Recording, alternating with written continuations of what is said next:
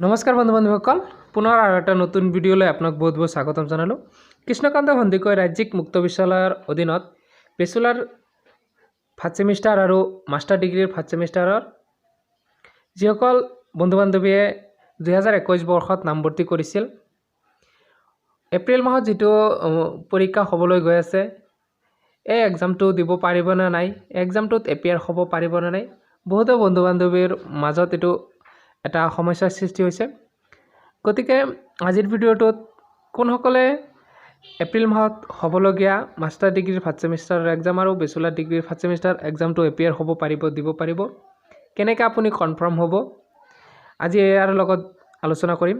আপোনালোকলৈ এইখিনিতে এটা সৰু অনুৰোধ, এতিয়ালৈকে যদি চেনেলটো ছাবস্ক্ৰাইব কৰা নাই, চেনেলটো ছাবস্ক্ৰাইব কৰিব আৰু কাষত থকা বেল আইকনটো প্ৰেছ কৰিব, যিকোনো ধৰণৰ কৃষ্ণকান্ত সন্দিকৈ ৰাজ্যিক মুক্ত বিশ্ববিদ্যালয়ৰ লগত জড়িত তথা অন্য বিষয়ৰ ভিডিঅ' পাবলৈ। তো এইটো আপুনি কেনেকৈ কনফাৰ্ম কৰিব যে আহি থকা এক্সামটো আপুনি দিব পাৰিব নে নোৱাৰিব, তাকে জানিবলৈ এটা চিম্পল উপায় বা সমাধান হ'ল যে আপোনাৰ এনৰলমেণ্ট নাম্বাৰ যিটো আছে এইটো আপুনি কেনেকৈ উলিয়াব। যে আপুনি কৃষ্ণকান্ত সন্দিকৈ ৰাজ্যিক মুক্ত বিশ্ববিদ্যালয়ৰ যিটো অফিচিয়েল হোম পেজ আছে তাতে আপুনি যাব, গ'লে এনেকুৱা ধৰণৰ এটা আপুনি ইণ্টাৰফেচ পাব।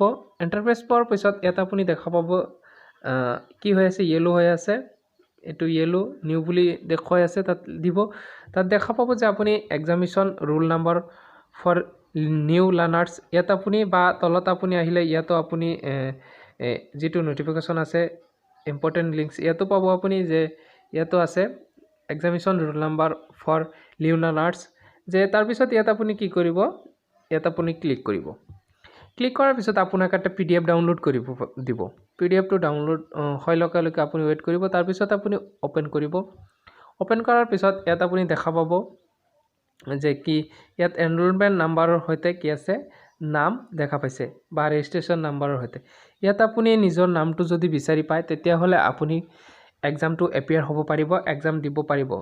তো ৰেজিষ্ট্ৰেশ্যন নাম্বাৰ বা এনৰলমেণ্ট নাম্বাৰৰ সলনি আপুনি কি কৰিব পাৰিব, ৰেজিষ্ট্ৰেশ্যন নাম্বাৰটো ব্যৱহাৰ কৰিব পাৰিব। ইয়াত আপুনি নিজৰ নামটো যদি বিচাৰি পায় তেতিয়াহ'লে আপুনি যিটো এপ্ৰিল মাহত হ'বলগীয়া ফাৰ্ষ্ট ছেমৰ এক্সাম বেচেলাৰ ডিগ্ৰী হওক বা মাষ্টাৰ ডিগ্ৰী হয়, সেইটো আপুনি এপিয়াৰ হ'ব পাৰিব, দিব পাৰিব। এইটো উলিয়াবলৈ এটা চিম্পল উপায় হ'ল, এইটো চাৰ্চ বাৰত আপুনি কি কৰিব, চিম্পলি যাব, ফাইণ্ডত গৈ আপোনাৰ যিটো নাম হয় এইটো আপুনি কি কৰিব, চিম্পলি টাইপ কৰিব। টাইপ কৰাৰ পিছত আপোনাৰ যিটো নাম সেইটো ওলাই পৰিব। তেনেকৈ আপুনি অতি সহজতে কি কৰিব পাৰিব, আপোনাৰ নামটো বিচাৰিব পাৰিব। তো যিসকলৰ নাম আছে সেইসকলে এইটো এক্সাম এপিয়াৰ হ'ব পাৰিব। তো আজিৰ ভিডিঅ'টোত এটা গুৰুত্বপূৰ্ণ বিষয়ৰ ওপৰত আপোনালোকৰ লগত শ্বেয়াৰ কৰিলোঁ। যদি ভিডিঅ'টো ভাল পায় তেতিয়াহ'লে নিশ্চয় এটা লাইক কৰিব, লগতে আকৌ কৈছোঁ চেনেলটো ছাবস্ক্ৰাইব কৰিব। ধন্যবাদ।